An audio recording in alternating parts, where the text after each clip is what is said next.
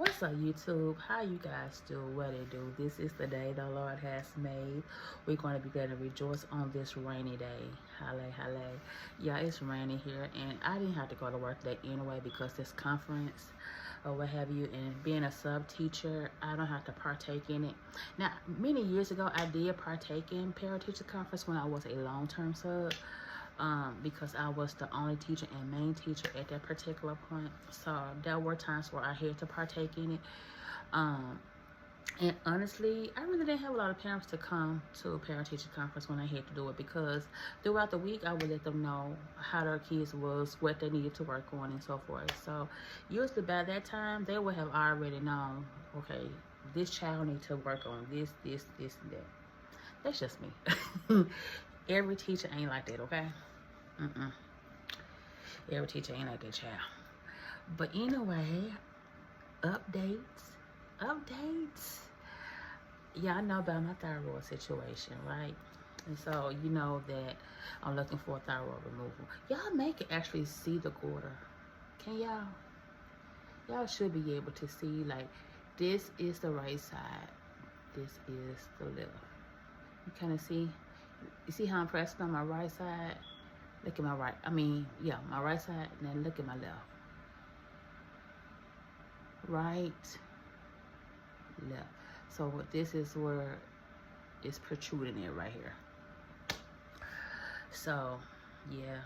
And y'all know that my primary care physician and my endocrinologist both did a referral for me. As you guys know, it was two different doctors in the same building though, but neither one of those accepted my insurance. So I had to go back to the drawing board. Luckily, let me tell you how my guy works. So this is the update. So the hospital that I go to for everything, I go to that doctor for my primary care, my dietitian, which I need to make an appointment for because I haven't made an appointment with her yet. Let's see. Basically everything that I do, I get it done there. I think it may be another place. Now, I don't go there for my endocrinologist, but everything else I go to that particular place for. And I was like, you know what? Instead of me looking at this 200 people list that that Humana sent me a list of providers, because they couldn't find a particular surgeon for thyroid, so they just sent me a whole 200 person type list to go through. I said, that's too much. So I was like, let me go onto the website to my doctor, to where I go to, right? And it had on there like 5 providers. So I was like, okay. And so I just so happened to look, and I seen a name that was on my list, on my network. And I saw his specialty. He had a lot of specialties. One was thyroid. And I said, let me call and see if this surgeon can actually do the removal. He could do it. So, and he's in my network, and they was able to pull up my referral because, again, I get everything done there. I would not. So I got a consultation coming up this upcoming Wednesday at 1:30. No, 1:15. So I'm going to get there at 1 o'clock. Okay. And I told them to put me on a cancellation list just in case, but he's like, he only see people on Wednesdays and another day, I forgot. But I said, oh, okay. But anyway, so I didn't have to go through that whole list to be finding nobody. So God worked that thing out. Won't he do it? But I want to go back and talk about this single ladies. I was listening to Steven Speaks. He's a relationship coach, awesome and amazing. Oh my God, go check him out on YouTube. Steven Speaks, amazing, right? And so he did this YouTube video on 3 men you should not marry. I'm trying to think. A complacent man, a man who don't know how to handle finances, and a inconsiderate man, right? And so I want to ask you a question, and this is one of the questions that he asked and it had me to think, and that is, would you marry a man who will only make $40,000 a year cap? forever. He's not gonna go up, he's not gonna go low, but he's just right here. Would you really marry a man like that? Think about that. Okay, and so my response for that was no, I wouldn't. And let me explain why I said I wouldn't. Because if I know who God has put in my life, first of all, God is not going to put a man who is complacent in my life, who is stagnant, right? He's going to put a man that wants something better for himself, just as I am aiming better for myself. You see what I'm saying? But if I know that God has anointed this man for growth, expansion, increase, and different things like that, but he's only settling for the minimum, and he's not trying to expand his life in a way that he know he can do it, no. Because if I am aiming for greater things for my life and to better us as a future family, then why would I want to accept this from you? You see what I'm saying? So the answer for me would be no, I would not be able to. Would I date a broke man? Or would I marry a broke man? So you know what I'm saying? There is a way of answering that question without really just being mean. So let me say it this way. Would I date a broke man? Yes and no. Yes, only if he is trying to start over from scratch, okay? Because, let's be honest, we all have been there where we are starting all over from scratch. You know what I'm saying? We're trying to figure out what is it that we want to do for ourselves. You see what I'm saying? And different things like that. You trying to look for better, or you trying to go back to school to better yourself and different things like that. So if you started over from scratch, yeah, we can work together. We can work together, okay? Because I see what you're doing. But if it's just because you just don't want to do anything, you want to be stagnant for the rest of your life, you're comfortable living the life that you're living, then no.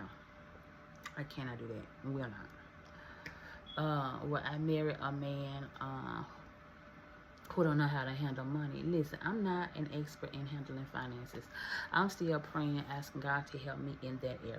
You see what I'm saying? And so my thing is, I would prefer a man who knows how to handle money a little bit better than me. That way I can actually learn from him things and strategies that I may not have known. You see what I'm saying? And so I would say for me, no, I would not date a man who could not handle money, because I would want to, like I said, really want to learn more about finances. And I'm learning more about finances even now in my season of singleness. You see what I'm saying? And in my season of preparation for future marriage or whatnot. So, yeah, that's my response. Now, would I date a selfish man, an inconsiderate man? No. Answer, absolutely, positively no. Point blank period on that, I would not. And that was something else that he said that really made sense. And he talked a lot about how friendships and relationships will magnify in a marriage. What does that mean? How you are in a friendship and relationship will determine how your future relationship and future marriage will be. So if you are in a friendship with a man who is not communicating with you, who is not trying to trying to strengthen the friendship, then that future relationship is going to reflect that.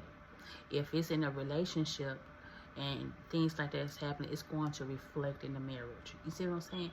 So you just gotta pick your battle. Like, okay, what can you handle? What can you not handle? You see what I'm saying? Earlier this morning, I also asked TikTok, and I'm gonna ask you, what is your?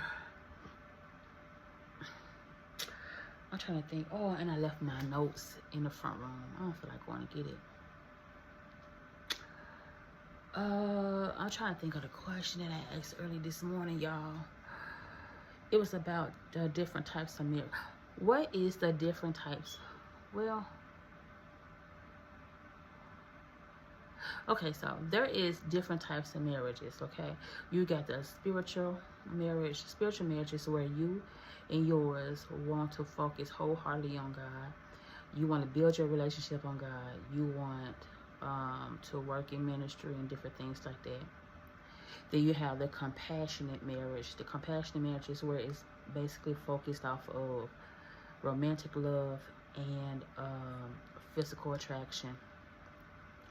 You have the missionary love. The missionary marriage is where you are focused strictly on business, ministry. You guys are just trying to build together. And there's another one. You can also Google types of marriages too, and it will pull up multiple types. But for me, I can't remember the last one. But for me, it was the first four.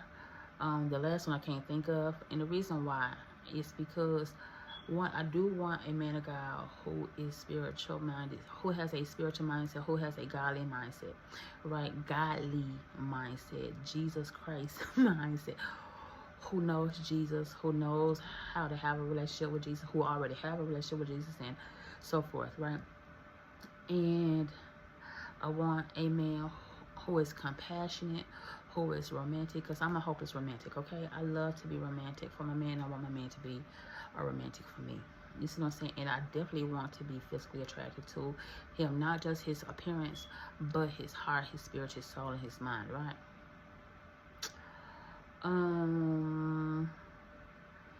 And I think the other one was missionary. I chose that one too because I want us to both operate in our gifts. You see what I'm saying? Whereas I'm working on my ministry, he's working on his ministry, and we're working on ministry together to enhance the ministry. You know what I'm saying? With me being, evangelizing, interceding, and having my own single women ministry, I still want to be able to focus on that when married. Just like whoever or whatever his ministry may be, you know what I'm saying? I want him to work on that as well. You see what I'm saying? So yeah, my lips is dry, so sorry. But yeah, so what will be your type of marriage? And another question too I asked, if there was two people who was really in love with one another, but yet their type of marriage is different from yours, how would y'all come together to combine both of you guys' method of marriage into one? What would you do? You see what I'm saying? So I want you guys to really think about that, okay? I really want you to use your noggin. And like I said, if you are in a season of marriage, then you know this is for you. If you are not in the season of marriage, it's still for you. Because guess what? Eventually, in time, God will put you in a season of preparation for marriage. Like I said, every single woman is not in the season of marriage. Just saying, we all are in different seasons. You see what I'm saying? So one single woman may be in a season of preparation for marriage, such as myself, versus another woman may be in a season of pruning, where God is pruning her from different things and places that needs to be disconnected from her. You see what I'm saying?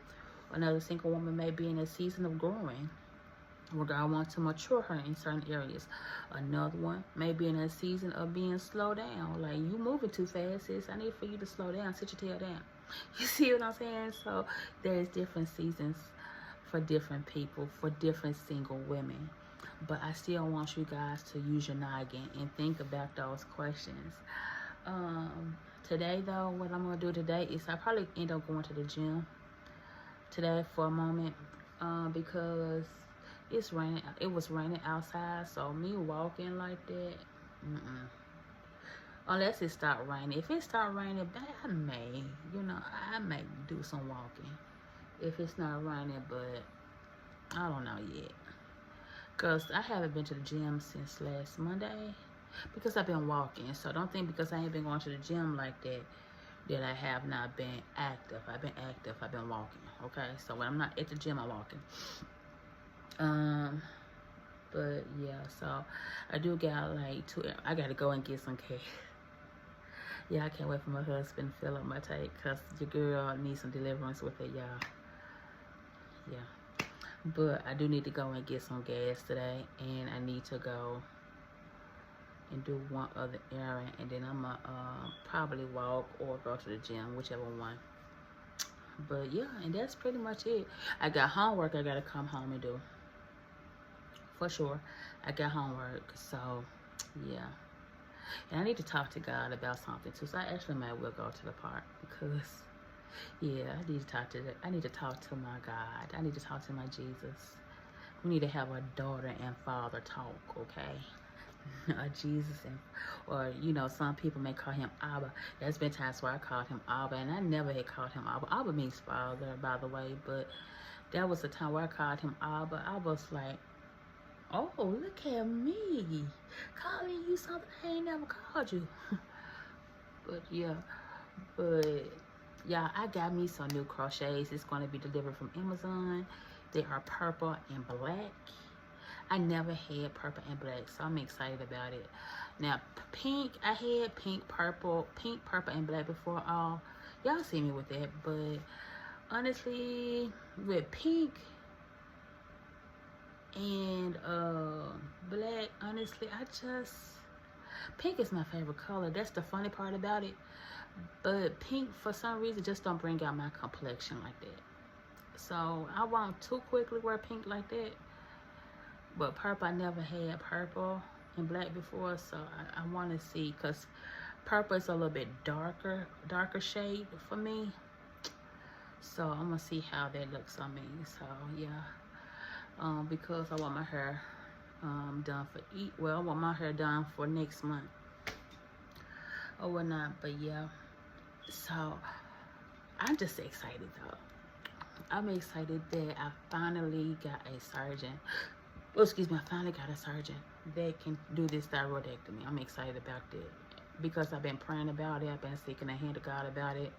I already asked the Lord to go before me and to anoint every doctor or every person that's going to be touching my neck, and that the parathyroid remain intact, and that my vocals remain intact, and different things like that. So I already prayed over it or whatnot, and I believe God. This is his way of healing me from Graves. This is his way of healing me from thyroid. And like I spoke before about, everybody healing is different. You see what I'm saying? You got some healing that is instantaneous. You got some healing that is gradual. You got some healing that God can do supernaturally. You got healing where God will use the doctor and the surgeon to heal. You see what I'm saying? Because many of those have the gift of healing. So everybody's healing process is different. Every person who gets healed from God is different. You see what I'm saying? Like, for instance, you may be dealing with the same situation that the next person is dealing with, but the healing may come a little bit differently. You see what I'm saying? But at the end of the day, you both are getting healed. Hallelujah. So I believe that was God's way. And first, I ain't gonna lie, I thought that God was going to supernaturally heal me from this, where I wouldn't have to have surgery, because I never had surgery before. But I now realize why God delayed the surgery in the first place. And it wasn't because he couldn't supernaturally heal me from this where I wouldn't have it, because he can. But I had to do work. What did my work consist of? Faith without works is where it's dead, right? And a lot of times you got to put in the work for your healing. I had to lose the weight. I had to get the A1C in check, get my blood levels back to normal. You see what I'm saying? I had to work. Why? Because God would not have been able to do what he needed to do in me if not. You see what I'm saying? Because God will allow you to go through some things so that you can work it. Show God that you mean what you want. You see what I'm saying? So if you want healing, sometimes God may allow you to work for the healing. Does he have to allow you to work for the healing? No, he don't have to. But he want to see how bad you want the healing. You see what I'm saying? And for me, I really wanted it. You see what I'm saying? I really, really wanted that healing. And so I had to do the work. I had to lose the weight, get my A1C back to normal, get my blood level back to where it needs to be. And voila. You see what I'm saying? Just like how me and my endocrinologist, we talked about that very thing yesterday in my appointment. He was like, Amanda, the reason why, and this is in 2023 when I was going through a lot. with my health, or with the thyroid rather. And he was saying that the reason why you couldn't have it then was because your A1C was at a greater high of 13. Your sugar level was outstandingly high. Your weight was super high. So, of course, they couldn't do nothing because guess what? It would have been complications. I probably would not heal correctly and different things like that. So, yeah, God had to delay that. And sometimes God will delay it so that you can do the work. I had to do the work. Hallelujah. Hallelujah. So now in 2025, this is where we are. I'm in the process of getting this thyroid removed 2 years later. So, even in regards to the breast reduction, you know what I'm saying? I'm going to have that eventually, but you know what? This is how God works with that. He has to delay that. Why? Because I have to get to a particular weight. He wants me to lose all the weight that I can lose so that when I have the surgery, I won't have to worry about getting it redone. You see what I'm saying? So just because God delays something does not mean he's denying it for you. You see what I'm saying? God's delay can actually be a blessing just like God's no can be a blessing. Right? So you just got to learn how to discern God's delay and God's no. You see what I'm saying? Because a lot of times when we really want something right then and there, it's like, are we putting in the work for it?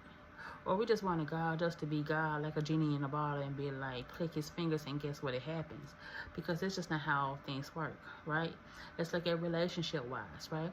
In relationship, Lord, I want to marry this man. Lord, I want to marry this, blah, blah, blah, right?